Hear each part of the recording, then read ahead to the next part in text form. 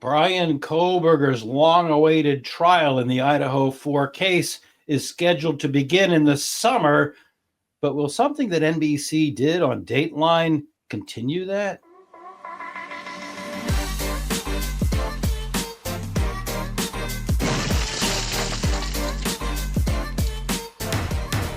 How is media going to impact jury selection in the Brian Kohberger Idaho 4 case? I'm Lainey Law. And I'm attorney Andrew Myers. And today joining us, we have attorney Yolie Medina. How are you doing today, Yolie?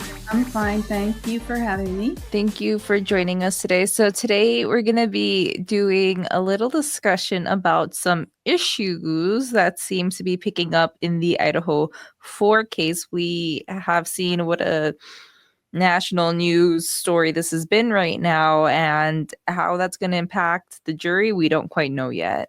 Yeah, Yolie, I'll be really interested to hear your take on this because we have discussed some media issues in the past. The breaking news is that Ann Taylor and Brian Kohberger's defense team have filed a motion to continue the trial because of that Dateline NBC special that unveiled allegedly some new evidence that we've never heard about before.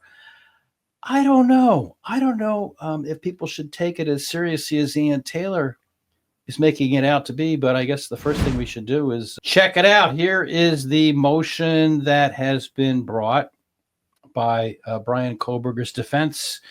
Motion to continue. Now, remember when Judge Hippler first came onto this case in Boise, Idaho, he went out of his way to talk to all the attorneys about scheduling. The trial had originally been scheduled for an earlier time, and he said, I'm going to talk to all of you, and after we set the date, I don't want to hear any excuses. We're going to do it on that date. Yolie, I don't remember his exact words, and I don't expect you to either, but wasn't he fairly firm about what he wanted in terms of scheduling the trial? He was. He was already trying to find out the status of discovery and wanted to know details. Like, he wanted to make sure that this case goes forward when it's supposed to. So here comes Brian Kohberger buying through his attorneys of record and respectfully submits the following motion to continue due to the substantial amount of trial investigation and preparation still outstanding as well. That sounds like old news to me. I mean, yeah. You don't hide the lead. That sounds like old news that they're still talking about the need to do prep, as well as recent and forthcoming publicity that is highly prejudicial to the defense. Any conviction and sentence resulting from a capital trial beginning in August of 2025 will be unconstitutionally imposed and therefore vulnerable to reversal on direct or collateral review. In making this motion, Mr. Kohberger relies on his right to be free from cruel and unusual punishment, his right to due process, his right to a fair trial, his right to counsel, his right to present a defense. I think we all agree that he has these rights, don't we? Mm-hmm. Yeah. His right to confront witnesses, his right to a fair and reliable sentencing determination, and other rights safeguarded by the 5th, 6th, 8th, and 14th amendments to the United States Constitution, as well as, those sections of the Idaho State Constitution. So a lot of this, I think, is written towards a view of how this will look in the appellate courts. It seems like that, yeah. So a lot of information in here, and we're not going to disparage anything that's in here for the fact that it's in there. But I think the meat of this argument in terms of the facts behind this all start right about here. On May 9th, 2025, just weeks before this capital trial is set to begin, Dateline NBC aired a 2-hour episode about this case titled The Terrible Night on King Road. The program includes details and materials, including video footage, cell phone records, and photographs of documents that are not publicly available through official channels. The show repeatedly emphasized the non-public nature of this information, stating it was obtained from unnamed sources who are close to the investigation, and that the materials were obtained exclusively by Dateline. Much of the investigative material presented by Dateline was taken out of context and will not be admissible at trial because it lacks reliability. The leaked materials appear carefully created to promote a narrative of guilt, as this court acknowledges in its May 15, 2025 document and records hold order. The source of the leak is most likely someone currently or formerly associated with the law enforcement or the prosecution team. If that is the case, it raises urgent and serious questions about the objectivity, judgment, and credibility of the individuals tasked with investigating and presenting the state's evidence, particularly those who may be called as witnesses. The identity of those involved, their motives, and efforts to conceal their conduct go directly to the heart of witness credibility and the integrity of the state's case. The apparent leak is not only an egregious violation of the court's non-dissemination order, it enabled Dateline to gild rampant speculation with a veneer of credibility. Look at all that verbiage. When purportedly exclusive information surfaces through a media broadcast shortly before trial, particularly information attributed to unnamed sources with access to the investigation, it carries a heightened aura of credibility and secrecy that can deeply influence public perception. Unlike official disclosures, which are typically accompanied by context and procedural safeguards, leaks framed as exclusives are perceived as uncensored truths that the public was not meant to see. This insider framing enhances the material's persuasive power, suggesting that it is both authentic and revealing of the case's hidden realities. The episode includes things such as repeated speculative assertions regarding the assailant's motives, including unfounded allegations of sexual motivation, dramatic reenactments and animations depicting the alleged crime created by the show's producers without basis in the evidentiary record, emotional interviews with individuals connected to the alleged victims, accompanied by evocative music, photos, and videos designed to elicit strong emotional responses. The broadcast repeatedly bolstered its speculative claims through the use of so-called expert commentary, including individuals identified as law enforcement professionals and academics. These commenters were permitted to make sweeping assertions about the defendant's alleged motives, psychological state, and personal history, none of which are grounded in evidence before the court, while the program repeatedly emphasized their training, research, and years of experience to lend undue credibility to their conjecture. This type of testimony mimicry improperly mirrors expert witness testimony in a trial setting without the safeguard of cross-examination or evidentiary standards, effectively presenting the public with a one-sided, unvetted narrative that shapes juror perception before any admissible evidence has been presented.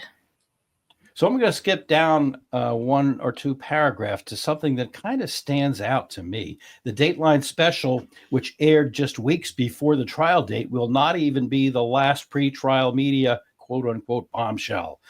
Best-selling crime author James Patterson has written a book about the M's titled The Idaho 4, An American Tragedy, scheduled for release on July 14th, 2025. Just 16 days before the jury selection is slated to begin.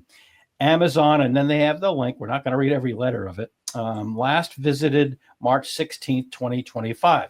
The blurb for the book describes Mr. Kohberger as a, quote, brilliant grad student, loner, apparent incel, unquote, and explicitly tells the reader, quote, now you are the jury. The evidence is in. The publisher boasts of unmatched access to the investigation, including interviews with local law enforcement. This suggests that the apparent Dateline leak was not the only violation of this court's non-dissemination order. I got to stop right here and ask you guys what you think. I mean, you're never going to find, well, you might find a bigger advocate for the First Amendment as a former reporter and someone who found himself stonewalled by people in government often. I'm one of the biggest advocates you're going to find for media and for the First Amendment and the right is free speech. But it just kind of rubs me the wrong way. Tell me how you feel about this, that Patterson, who obviously is a huge author, has a book that his publishers are scheduling for release July 14th, just before jury selection. I mean, it's a little bit cringy to me, even as a big advocate for free speech. What do you guys think? Yeah, I I think think it's so. going to sell.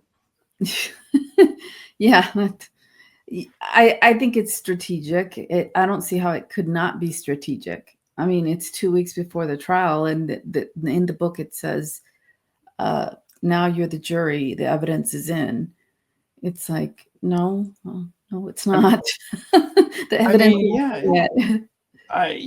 I mean, so I guess what Patterson and his publishers are saying is that, we have all the evidence. It's in. Now you're the jury. So, I mean, yeah, it's obviously strategic. And it's 2.5 years since November 13th of 2022. So, I mean, a good author with some kind of an investigative staff could have done an investigation and done some kind of a book anytime before, just before the jury is slated to get started. And I mean, I don't know. Tell me that I'm overreacting. No, I'm agreeing with you. It's a little, but free speech is free speech, and I don't know if there would be anything that you could do about that book coming out. The only thing is continue the trial to see if this book will die down. Like, the media attention on the book will dissipate and then they can start again. But I mean, I don't know. I have mixed feelings. Prior restraints are very much disfavored. As you know, Yolie, in constitutional law, there are different levels of scrutiny. And a prior restraint is very much disfavored. It's just something that the courts don't want to do. But let's look at, before we discuss, what we think about whether this is going to be allowed or not, let's look at, I think, in my view, Ann Taylor is really shoving it to the judge and trying, in her view, to leave, him no option. I mean, right here, 6, reversal is more likely than not in any case resulting in a death sentence.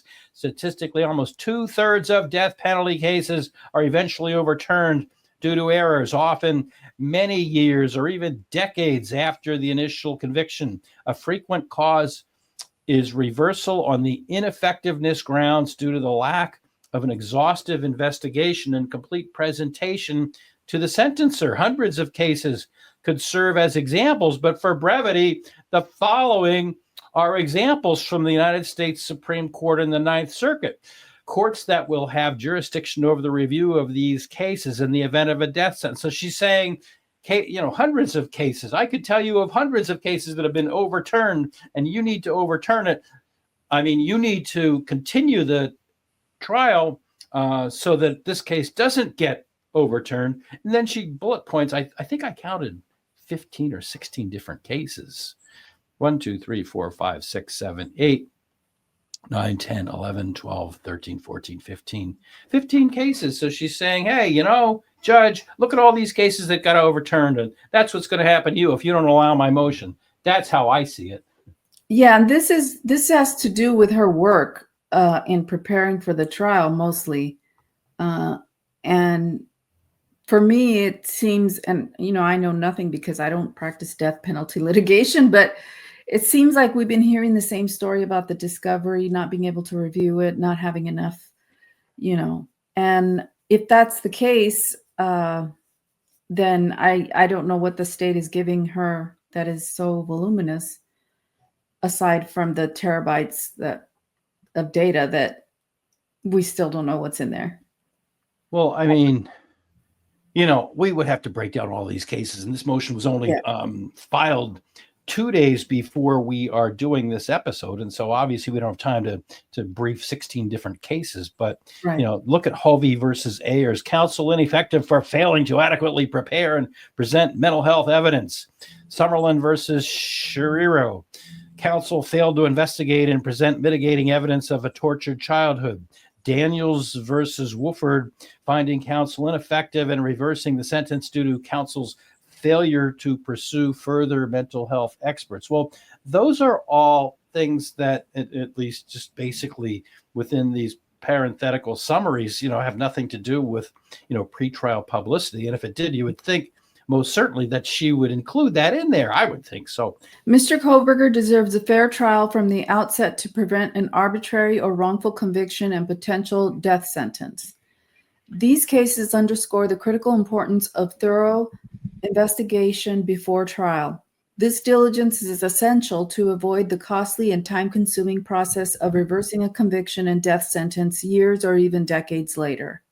7. A continuance is reasonable and necessary under the circumstances.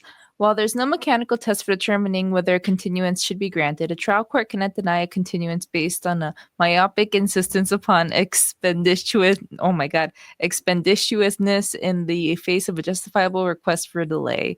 And then citing the case, in determining whether denial of continuance request resulted in a violation of due process, the reviewing court looks to the circumstances of the case, particularly the reasons presented to the trial judge at the time the request was denied.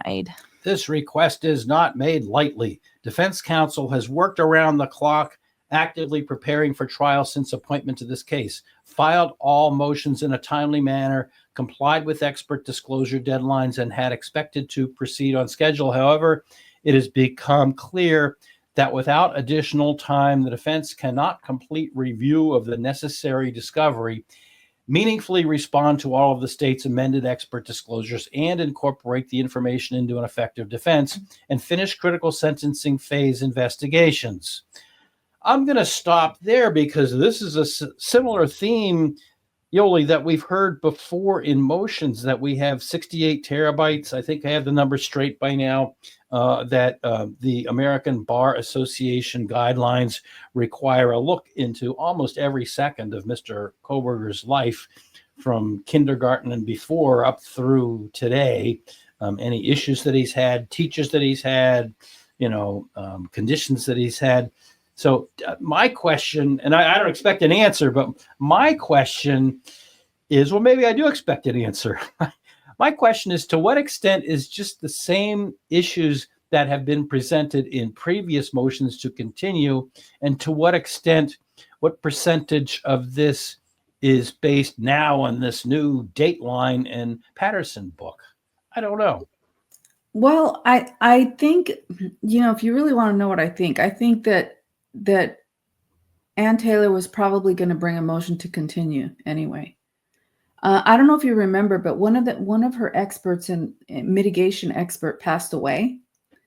So she had to start from scratch with another one. And I think that might be the problem with getting her mitigation experts together. I don't think it really has to do with, well, it might, yeah.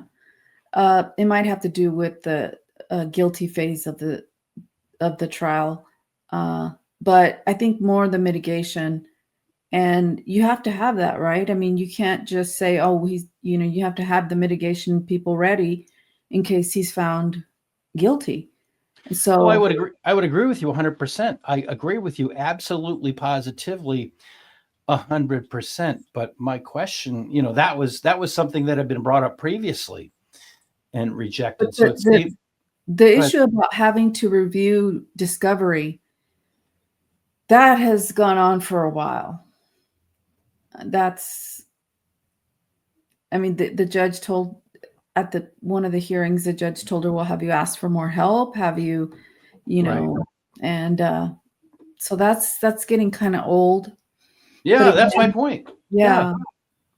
So it seems to me that the Dateline episode and the Patterson book are just a trigger to bring up the old things. Now, so in my view, and you two can disagree with me all you want, in my view, I don't think the Dateline, and we got all the way to the end, I don't think that the Dateline episode is worthy of the courts even considering. I mean, NBC, so what? I mean, just generally speaking, in the old days, there were 3 networks. If you were lucky, you got PBS. And they were the word at the end of the day. And that's the way it is. And now it's, the only people that watch NBC or any of the networks are 2, old people and in this particular instance, people that are really following the Kohberger case, that people that are really into the Kohberger case, certainly would have turned into it. But let's take a look at TV people live by the ratings. And here are the ratings, Nielsen ratings, for the week that this episode appeared. Here they are right here. You can see that these were the ratings that came out May 20th of 2025. So that's, within 10 days, 2 weeks of when the episode aired. So they ranked the shows that got the number one views in the American public. Look at the number one show. This surprises me. World News Tonight with David Muir. Number 2, American Idol. Number 3, 60 Minutes. Number 4, FBI. Number 5, Georgie and Mandy's First Marriage. Okay, so that's this. This is where Dateline scored below. So it goes on and on and on.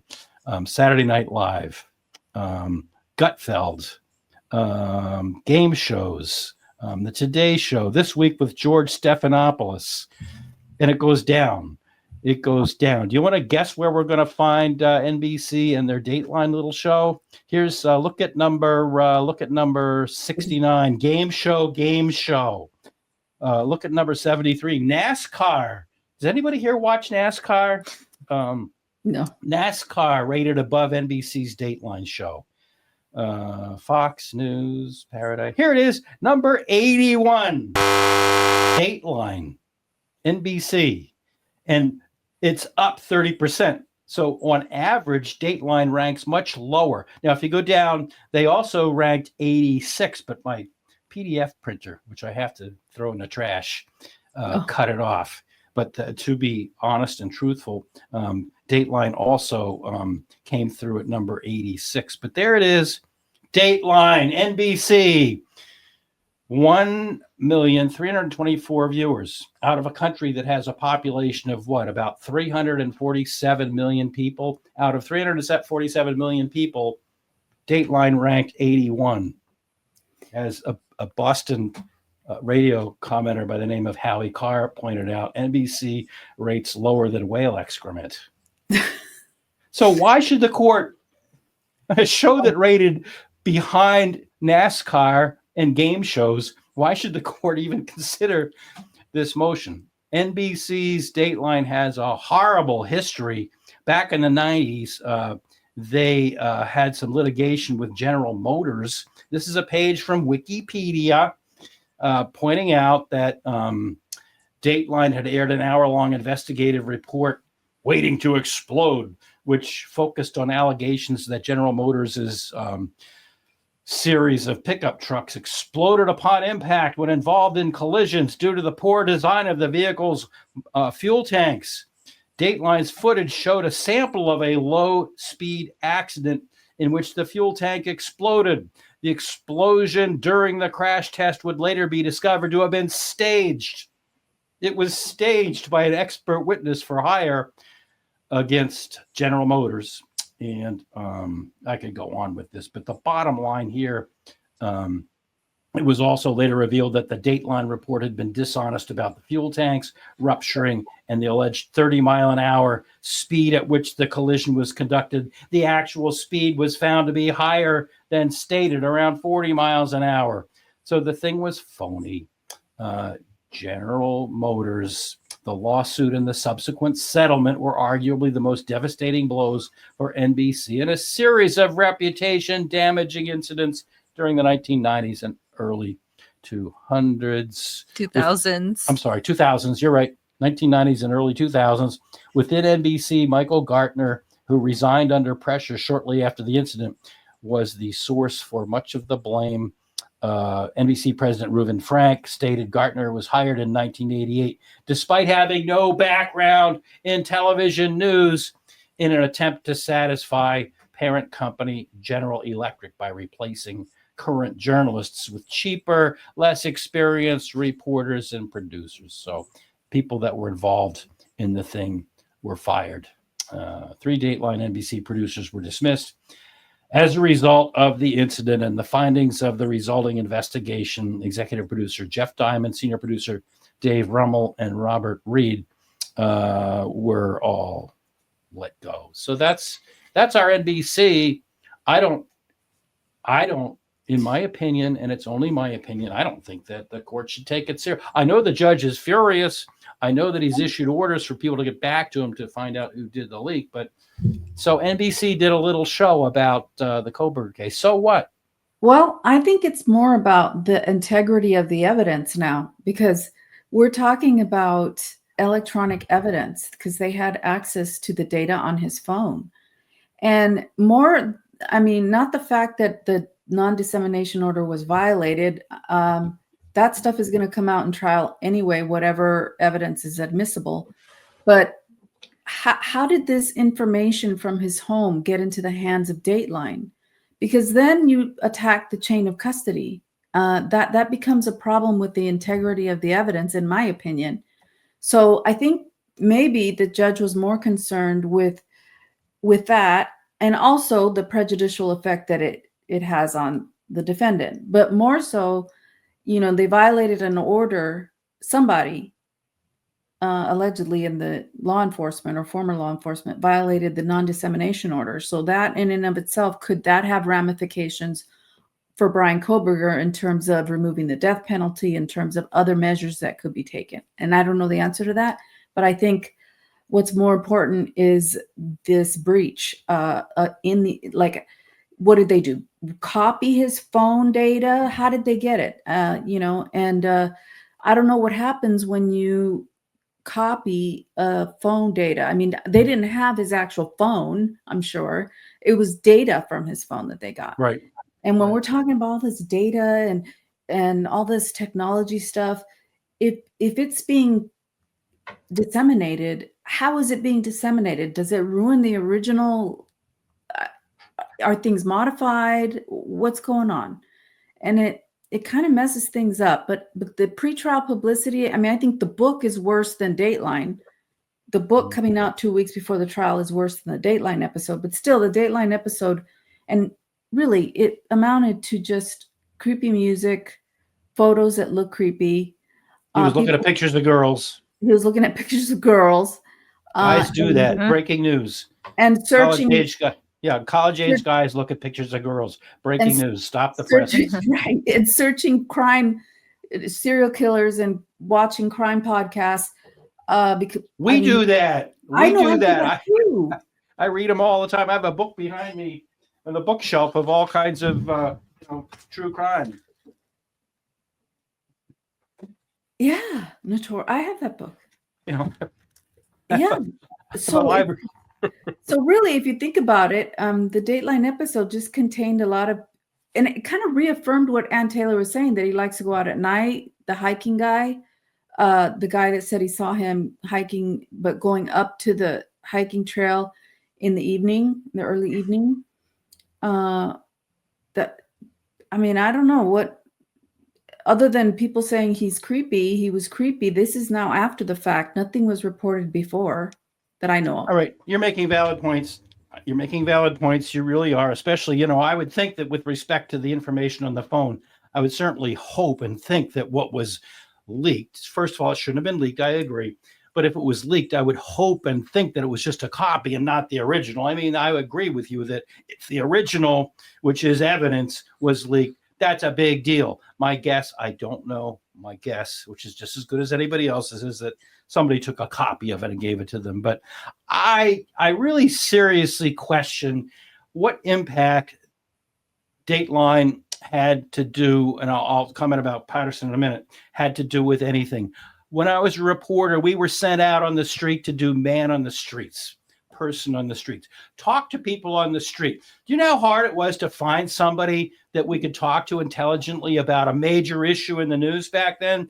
I would challenge the TV stations in Boise, Idaho, to go out and do man on the streets and find out how many people really, really, really watch Dateline. That's my challenge to the Boise or any TV station out in that area, to find out if people are really, really, really watching Dateline. So that's the first question. And as you know, the second question is, does that alter your ability to be unbiased. Now, the Patterson thing, that does kind of bug me that they are targeting it for just before the trial, but it as much as it troubles me, people don't read anymore. People are not reading anymore. It's a sad commentary on our society. I used to blog every week, and with the best SEO advice I got, when we started blogging around 2010, we got a lot of readership. And despite the best SEO advice we could possibly get, by 2020, 21, 22, 20, readership just went down.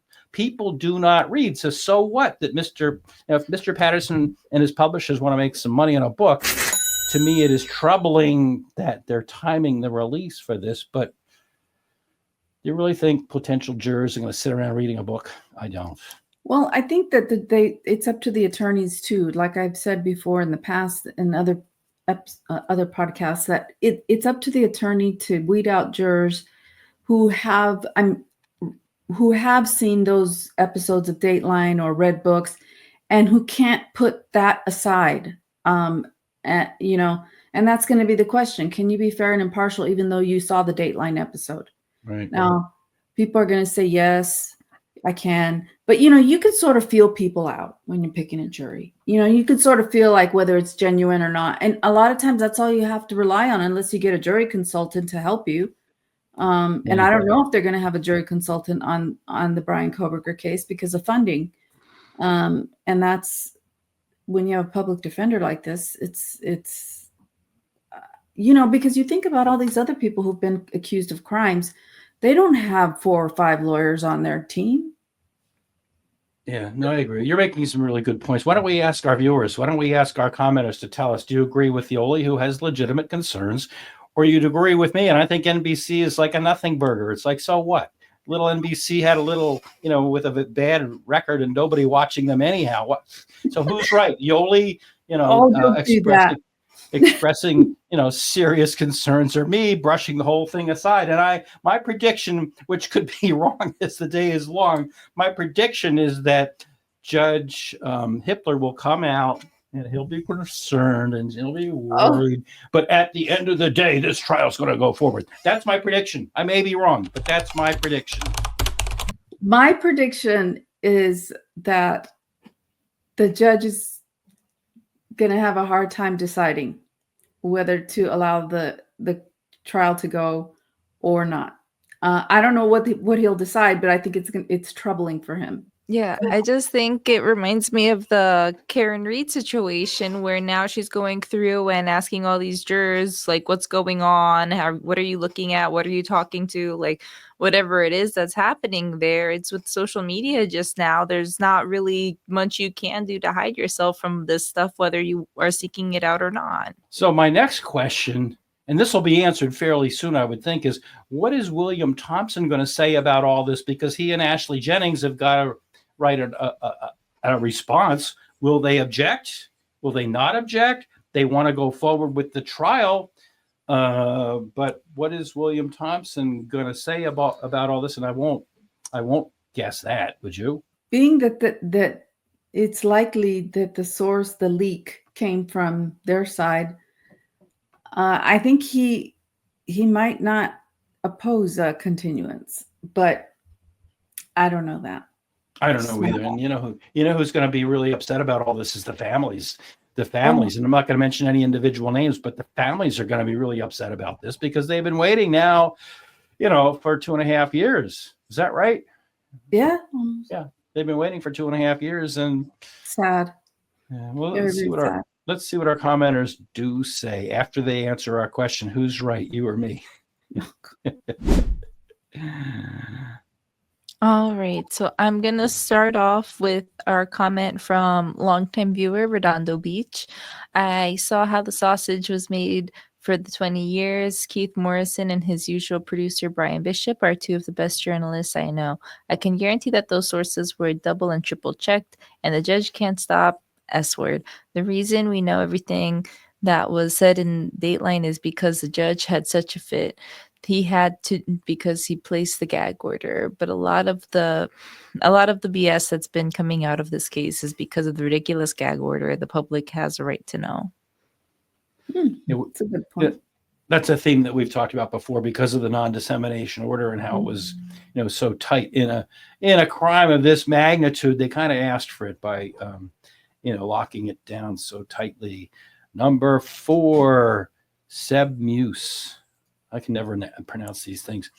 The order for prosecution states it is likely that someone currently or formerly with prosecution or law enforcement likely leaked the information. The order for the defense only says that someone leaked the information. Also, the final paragraph in the order for the prosecution tells them to provide a plan to avoid future leaks. That paragraph is not included in the order for the defense. All right, so they feel that they know, as Yolie just said, that the leak came from the prosecution side. Happy HK. The thing about the house exhibit, the dollhouse, the tiny size can make the jury think 8 minutes is possible to do the M's. Much different experience with the actual/replica. And I agree with this, where if you're looking at a house, it's like, oh, that's a little bit like it almost like cartoonifies it, I guess, is the way that I'm thinking, where it's like you have like little action figures almost like that can move a little bit easier than an actual person would. And you don't hear the creaky floors, you don't hear the echoes or anything like that. Did you say cartoonify? Yeah, Mickey Mouseify it. How's that? It's like a little dollhouse. Now, we were all told not to use the word dollhouse anymore, so whoever did this slide for us is going to be fired. We're going to have to get rid of them, just like those NBC producers. They're out the door. Anyhow, K Grace 3 says, it's deceptive, and I wish the defense team would call it that. It's not hard to build a 2-scale model. They did the 3D scans for this. As an architect, I can promise you a sophomore student could build one. The fact that it is not to scale tells me it is purposefully deceptive. Yeah, and in the law, the judge had said that accuracy was not the standard. I guess there was some case law that talked about that it was just for demonstrative purposes. But I agree with this comment. Yeah, he did cite an Idaho case that says that it doesn't. But, why? I was always taught if you're going to do something, do it right. They have like the floor plans and stuff. There's no reason not to. If you're going to do something, do it right, or as best you can. And maybe 50 years ago, before we all had computers in our palms, it would have been hard. You'd have to, measure every inch with a hand ruler or a hand tape, and then go to Home Depot and saw everything. You don't have to do that anymore. We've got computers, amazing things. So maybe that case is from that era. But if you're gonna do something, do it right. Yeah, because otherwise, it's just, what are they gonna do? Point? I was in this room here, and how's it? I would jump up and down and object all day long. Yeah.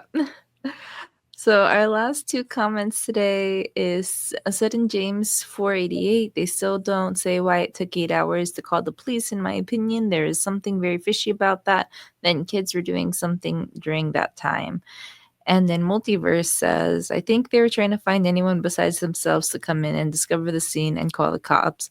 Then they could just pretend to be sleeping, and upon being awakened by first responders by simply playing dumb. It's just like our commenter's words, not ours, but that's a big issue of contention, is why was there a delay? That makes sense to me, that last comment. I never thought of that. Yeah, I mean, but you see, they were texting during the night and the early morning. So it's kind of strange that did they not know that would come out? Or was it just police who had that information, but only put out what they wanted to? Yeah, we don't know. We really don't know. A lot of people think that the 911 call was staged. I'm not going to go that far, but yeah, I don't know. I don't know either. Yeah, I don't know if it was staged or not. Okay, at the end, we always remind people that this is the case about the Idaho 4. Kaylee Goncalves, Madison Mogen, Ethan Chapin, and Xana Kernodle, and we do hope that they get justice. People have misinterpreted what I mean when I say that. People go, how can you say that he's guilty? I'm not saying that anyone is guilty. I've said a million times, I've said Lainey, how many times have I said as an attorney, I fully respect the constitutional right and presumption of innocence until found otherwise? How many times have I said that? Nonetheless, when I say that I think that these families deserve justice, people jump all over me thinking that I mean one thing or another when I don't mean one. You can be pro innocent until proven guilty and also want justice for the victims. I mean, there's not two mutually exclusive concepts, I think. No, and I mean, don't we all want justice? Isn't it hypothetically, seriously, all supposed to be about a search for the truth? We are all considered officers of the court. And I laugh. I'm smiling by saying that. But I mean, it's true. We are officers of the court. We're not allowed to suborn perjury. We're not allowed to put phony evidence in, as they're doing every day in the Karen Reed case. We're not supposed to, we are supposed to be advocates for our clients. That's to be true. But within the guidelines and the constraints that we're all supposed to be, mutually seeking the truth. So anyhow, people will critique us for anything. We have been, Lainey, am I right? We've been accused of being Kohbergers and guilters. We've been accused of both. Yeah. So that tells me we're doing. Oh my God, we've gotten some horrible comments about how horrible we are. You're a Kohberger. I don't even know what that is. We're not Kohbergers. We're not guilters. We just want to, try and stay a little bit neutral. That's all. Yeah. I mean, that's all we can do. Okay, Yolie, any closing thoughts before we head out of here? It's just going to be interesting to see whether the trial gets continued or not. Lainey, any closing thoughts? If you made it this far watching, be sure to like, comment, and subscribe. The whole thing is kind of insane. I don't really know, as media and technology becomes more prevalent in our lives, I don't really know how we're going to be able to avoid these types of situations. And I think that it's kind of awkward because you can't really stop someone from trying to hide the fact that they're watching these videos or whatever's happening in the Karen Reed case. And so seeing how this is going to impact the Idaho 4 case now that there's the NBC and the book coming out and just everything that's on TikTok, it's so hard, especially if you're going to live in that area, to stop yourself from consuming this media. Do you have an emoji this week? We haven't done an emoji for at least 2 weeks. I don't know. What's your emoji this week? How about good. How about a book? We were on the same wavelength, so comment your book emojis. For some reason, my head went to that as well. So comment down a book emoji if you're keeping up with the literature, or if you're not keeping up with the literature, and let us know if you're going to read the book or if you think anybody else is going to read the book. So my closing thought is, hey, Huckster, we're not trying to sell you, I saw aprons this week. We're not trying to sell you aprons or mugs or hoodies or anything else. Doesn't cost you any. We're not asking for money to buy new cameras. So all you've got to do when it's free is go down there and hit the little button to subscribe, like, share, anything you want. We'd like to get as many likes as we could possibly get this week.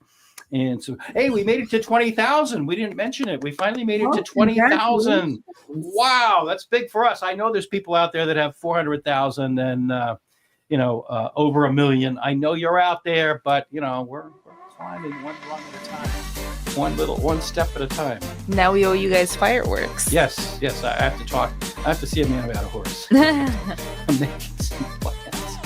Thank you, and it's now time to go to the grocery store.